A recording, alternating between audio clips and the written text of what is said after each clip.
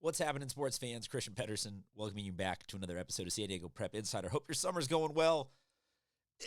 Football is within reason back here in the high school scene in San Diego, California. I mean, it's 40-ish days out till the season starts, so we're going to, as you've seen on the timeline, start taking a look at different positions, different players, different divisions. Right now, I've got a quick look for you on the Division 5 race, and I say quick more than race because this is going to just be, hey, here's who's in Division 5 this year, here are a couple of the teams, here are a couple of the players, we'll see what we can cover. This is just a beginning. This is in no way, shape, or form me ranking anybody or predicting anything out. What you're going to see here, numbers and metrics-wise, that we're using. The intern says hi to everybody and is excited for the season to come back more than I am. The numbers and everything you're going to see here is off of CIF's websites, so this is not in any way, shape, and forms ranking. But we've got a couple of changes as I pull it up here. Full screen, you can see Divisions 4 through 6 here, but we're focusing on the one in the middle, Division 5. That rank from 2021 and then the division that they were in previously. So, Southwest El Central, what I'm saying there is like, they're not the number one ranked team in Division 5. They were a D4 team last year. It's a whole different conversation. So what you see there is just a computer thing pumping it out. But from looking at all of this, I think there are some likely candidates for teams that early on you can watch for and see that, hey, they're going to be able to make, some more obvious waves, or at least they would be the ones that you'd consider early on favorites. So let's take a look. I'm going to go just top to bottom on what you see. Southwest El Centro at the top, the team coming down from Division 4. For me, looking at it, it's going to be Logan Youngers. I don't know what you want to go with there in terms of pronunciation, so I look forward to learning all of this from you guys. Please hit us up in the comments. Be as gentle as possible, but, would love phonetic spellings or help pronouncing any of these. The sophomore quarterback last year, so he's going into his junior year, 13 touchdown passes, but he got a lot of them done to seniors. He's got Andres Lopez is the one player coming back that has tallied more than one receiving touchdown. So it's going to be Logan to Andres. That's an interesting connection to watch for, at least just based off of the raw numbers that you see. I don't know how to properly tell you what is or isn't the correct way to, hey, or do they get a little bit of an edge because they used to be a D4, now they're a D5? You wipe the slate clean and you start new every year. It is how I see all of this. Southwest El Centro, a lot of these are going to end up being overlapping schedules, but Southwest El Centro, that you're going to open up against Holtville. If you're looking up and down, they've got tough games against Santa Fe Christian, El Centro, Brawley. So, I think they're going to be in the conversation, not necessarily saying that they're going to be a runaway favorite, though. It'll be a legitimate, true season to test and see how they can bounce back from this one. But I like a sophomore quarterback that can get early reps, invaluable amounts of experience there.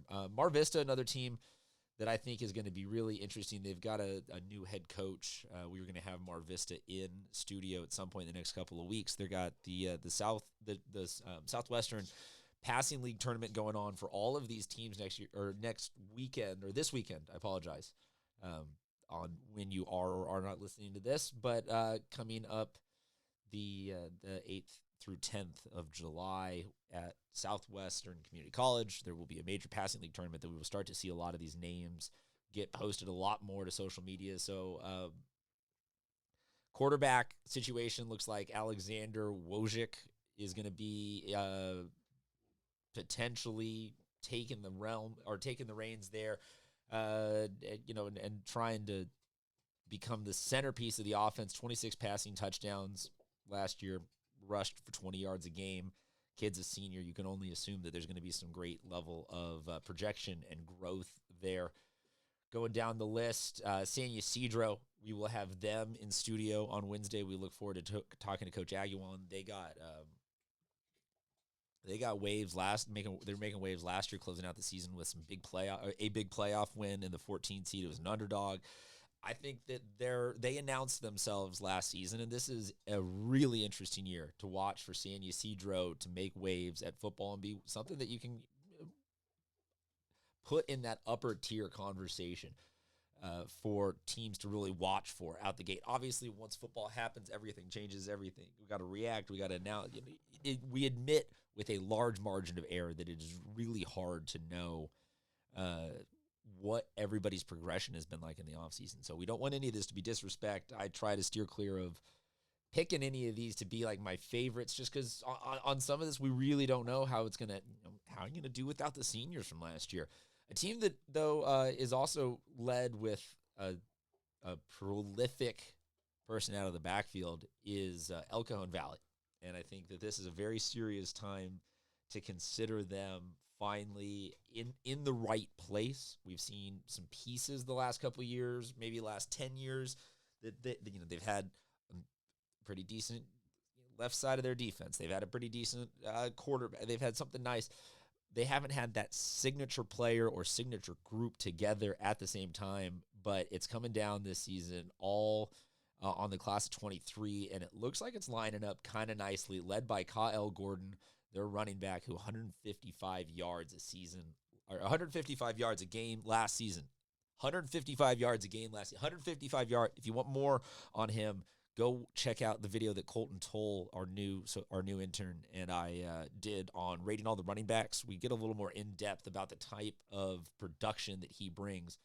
But to me, that puts El Cajon Valley in a very particular situation where you have a good running back. You can control the clock. You can grind it out. You can keep the tempo of the game dictated, and that is... to me, the tempo of the game is it's big at any level, but divisions 3, 4, and 5, it can get astronomically bigger at each step. If you can keep the other offense limited in opportunities, that's a really huge advantage. And I think that El Cajon Valley should be poised for a pretty they're going to have a pretty good year. They got some challenges. They're opening up the season against Mission Bay. That's no joke. Mission Bay was a championship finalist last year. They've got Montgomery, El Cap, Monte Vista, West Hills, Miguel, Santana. They're going to have to go through the gauntlet a little bit, but this could be somewhere. If they're 6-4, they could still be my 1 seed, if you will, if they've shown the right markers in terms of being able to get a quality running game, turn that 155 into 175, and I think you're going to have some serious problems. Going to be producing some serious stuff with El Cajon Valley. Hoover, Coach Gray, and the boys there. It's year, I believe, 3 now for him, and it seems like we're gonna finally have a class figured out that is gonna make themselves known. I think that Hoover could be a serious contender. They've certainly struggled with numbers. You can look at a lot of these schools and say that they have struggled with numbers. But I like where the building blocks are at in terms of they're going to progress nicely to be a middle-of-the-pack team. It's going to be really fun to watch. I missed Crawford again with talking running backs. Hamadi Sharif, we were giving him a ton of credit on our earlier running backs video. So if you guys want to go check that out, again, over on the YouTube page, find us at SD Prep Insider on Twitter, on Instagram. They're always a team that's got somebody leading in something. If it's punt returns, if it's running yards, if it's all purpose, like they've got dynamic players. They've always got a schedule that when you look at it, you just kind of go, they could win a fair amount of games. They could. Let's see what we got here on the schedule for this. I apologize for filibustering. Okay, so they're going to open up against Mar Vista. Huge competition here in division. Then Country Day, Mount Miguel, Castle Park, San Ysidro, Tri-City, Kearney, Coronado, Hoover, Claremont. I'm not going to force you to digest list radio insanely fast, but there's not a lot of teams on that schedule that you hear and you think, okay, automatic, no doubt L. There's a lot of battles, but no doubt L's. And that, sometimes you got a clutch player that can make some huge plays late in games, and it takes you from, 6-4 to 8-2. So really look out for Crawford to be one of the absolute favorites in this Division 5 race this year. Past that, we're going to look at, the Southwest San Diego's returning after a did not play season.